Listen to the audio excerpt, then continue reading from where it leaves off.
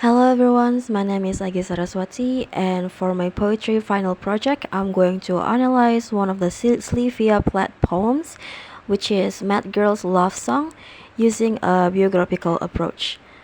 Now, before we jump into the actual poem, I want to tell you why I chose this poem, which is actually more of a personal reason than academic one.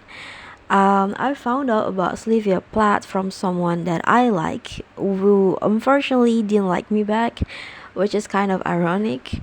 But instead of changing the material, I decided to stuck up with it because one of the line that I feel pretty much relate to, which is the I think I made you up inside my head, is kind of hit me hard because the same person was actually trying to gaslight me, convince me that what I was feeling towards him was nothing but a delusion that I create inside of my own mind. This kind of situation was exactly what happened to Slyvia back then, and she poured all of this into her writing. And as a result, for today, I feel a connection between me and her through her poems. Now let's get to know her first, shall we? Who exactly is Slyvia Plath? Well, she was an American poet, novelist, and short story writer born in 1932 to middle class parents in Jamaica Plain, Massachusetts. She is known as such a brilliant child that she published her first ever poem at only 8 years old. And by her 20s, she had already mastered a voice both razor sharp and deeply vulnerable, one shaped equally by intellectual ambition and psychological fragility. In 1953, at the age of her academic success, Platt suffered a severe mental breakdown, underwent extensive therapy, and attempted suicide. This experience she would later reconstruct with unflinching precision in her semi-autobiographical novel The Bell Jar, 1963. Her earlier poem, Masked Girl Love Song, was written in 1951 before the breakdown.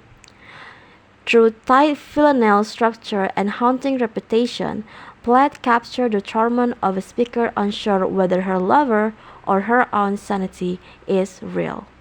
Now, a quick fun fact while I'm doing my research turns out that when Plath first published her semi autobiographical novel The Bell Jar, she used the pen name Victoria Lucas. She does this because she was worried the novel's mental health themes would upset her family and overshadow her poetry. Next one is genre. So Match Girl Love Song sits at the intersection of three things that make it feel almost uncomfortably intimate. First, it is confessional poetry, because when you read it, it feels invasive in the best way. It's like finding someone's journal and realizing they wrote down exactly what you were thinking. Plath put her actual psychology on the page, her obsession, her instability, even her self-doubt. Written during her Smith College years, these poems came from a time when she kept a flawless academic exterior while privately unraveling inside.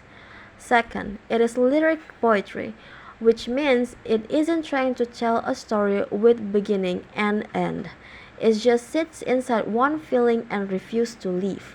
There is no resolution, no narrative arc, just the speaker, her thoughts, and the loops they're trapped in, which is accurate because grief over a person doesn't have a plot, but it just circles back.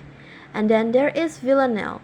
19 lines, 2 rhymes, 2 refrains that keep returning whether you want them or not. The structure itself is the obsession. One of the lines, I shut my eyes and all the world drops dead. I think I made you up inside my head. Return again and again, not because Plath ran out of ideas, but because that is what the mind actually does. It replays, it goes back, and asks the same question over and over again without having any answer. The next one is tone. On the surface, it reads as melancholic and somber, a soft mourning, almost dreamlike. But underneath that softness is something more distress. Plath never fully separates this register. The third stanza especially. I dreamed that you bewitched me into bed and sung me moonstruck. kiss me quiet insane. There is panic buried in that tenderness. The speaker isn't just sad, she is unraveling, and she knows it. Biographically, Plath was writing during a period of intense romantic obsession, likely influenced by her relationship with Richard Sassoon, whom she idolized to an almost delusional degree. The language here, bewitched, moonstruck, insane, romanticized instability while quietly confessing to it. This love isn't peaceful, but it is the kind of that takes something from you and doesn't give it back cleanly. What I find most striking is the contemplative tone running through all of it. The speaker isn't just feeling, but she is watching herself feel, questioning it, and pulling at the edges of what was real. That line, I think I made you up inside my head, isn't a confession of love. It's a philosophical crisis disguised as one.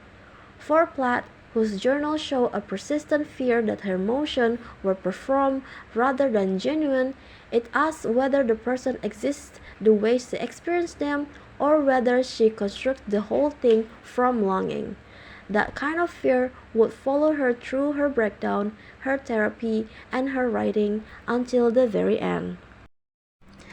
Conclusions. Mad Girl's Love Songs remains one of the Plath's most enduring early works because its psychological honesty transcends its biographical origins. Written at 19, before the breakdown, before Tech Hugus, even before Ariel, the poems already contains everything that would define her life and destruction. The fragility, the mythologized lover, and the fear that her own perceptions were unreliable. The biographical approaches proves every especially fitting. Her relationship followed the same pattern the poem describes.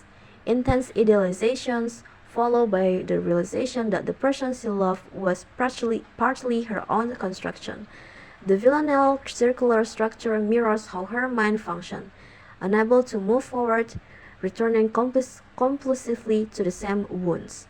This poem was chosen out of personal recognition, not academic curiosity. It arrived at the right moment and asked the exact question that needed asking. She named herself Mad Girl in 1951. The poem was never just about lover, it was about mind that loved too completely to survive its own capacity for feeling. And that is Mad Girl's Love Song. Thank you.